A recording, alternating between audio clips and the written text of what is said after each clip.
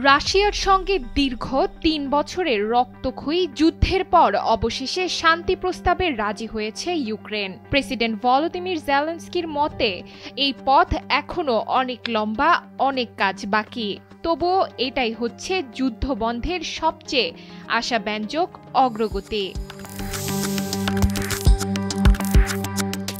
মঙ্গলবার সিএনএনকে দেওয়া সাক্ষাৎকারে এ তথ্য নিশ্চিত করেন যুক্তরাষ্ট্রের এক কর্মকর্তা।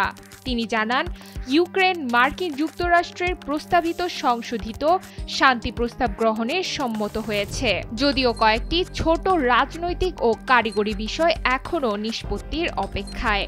এদিন আবুধাবিতে রাশিয়ার কর্মকর্তাদের সঙ্গে জরুরি বৈঠকে বসেন যুক্তরাষ্ট্রের সামরিক সচিব ড্যান ড্রিসকল। সেই বৈঠকের মধ্যেই উঠে আসে ইউক্রেন শান্তি প্রস্তাব মেনে নিতে রাজি হয়েছে।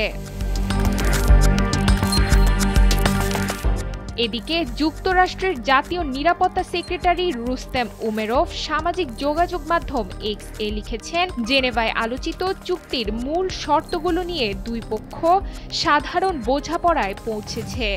পরবর্তী ধাপগুলোতে ইউরোপীয় মিত্রদের সমর্থনই হবে সবচেয়ে গুরুত্বপূর্ণ শক্তি। চুক্তির চূড়ান্ত ধাপ সম্পন্ন করতে শিগগিরই জেলেনস্কির যুক্তরাষ্ট্র সফরের পরিকল্পনা রয়েছে, যেখানে প্রেসিডেন্ট ডোনাল্ড ট্রাম্পের সঙ্গে বৈঠকেই হবে শেষ সিদ্ধান্ত।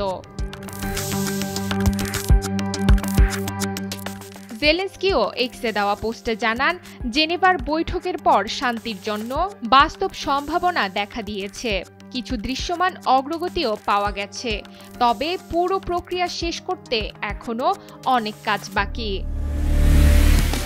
ডেস্ক রিপোর্ট, সময়ের আলো।